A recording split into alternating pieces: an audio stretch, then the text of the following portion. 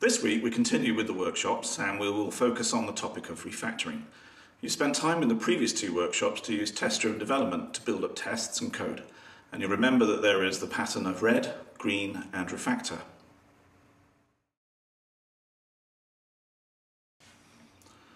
Refactoring has been practiced for a number of years, but it was Martin Fowler who documented what he found in the industry.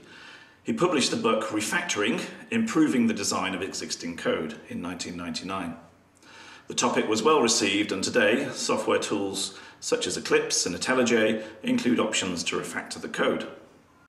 In the book, he describes refactoring as the process of changing a software system in such a way that it does not alter the external behavior of the code, yet improves its internal structure. It is a disciplined way to clean up code that minimizes the chances of introducing bugs. In essence, when you refactor, you are improving the design of the code after it has been written. From that, I would emphasize the following. It is about change in the software. However, it isn't about changing the functionality of what you've done. It is not about adding new features either. As it says, it is about changing the internal structure of the system. The quote goes on to say, improving the design of the code after it has been written. Does that sound like hacking? That really isn't the intention. Certainly in earlier parts of your course, we've emphasized taking time on the design before you write the code. The CRC cards that you've used in the second workshop aim to help teams discuss the design before writing the code. So how could changing the design after writing the code be a good idea? For Agile development, we want to have working software so that we deliver value.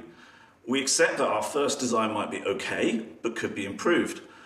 Rather than taking time early on to detail the design, refactoring aims to be a disciplined way to clean up the code as we develop, something that is highlighted in the quote. Refactoring isn't tinkering for the sake of it. It is to use experience to look for ways to improve the design. In doing so, we take something that is working and improve it so that we have a better design to work with in the future. Some people look at refactoring with skepticism. They might say, if we'd only spent time to think about the design in detail, we wouldn't have to make changes later on.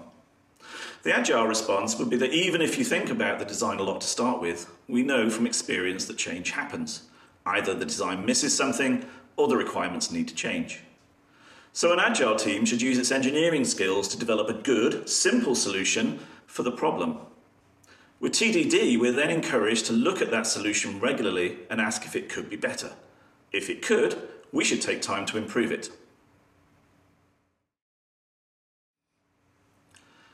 Within the refactoring book and on Martin Fowler's website, he talks about refactoring as a noun and a verb. The following are quotes taken from the definition of refactoring on his website. Refactoring noun. A change made to the internal structure of the software to make it easier to understand and cheaper to modify without changing its observable behavior. Refactoring the verb. To restructure software by applying a series of refactorings without changing its observable behavior. We'll see that each step is very small. You might even think that the steps are too small, too simple. I think it's better to take a larger view of the steps. Typical refactorings would require a sequence of several steps. The value is that all of these steps together generate a bigger change to the design of your code. Taking a disciplined approach to applying these steps, you aim to have a design that is easy to work with in the future. As said earlier, refactoring is about changing the way the software works without changing the external behavior. How do we know if we've broken existing functionality as a result of any refactoring? We need tests to check if things still work the same.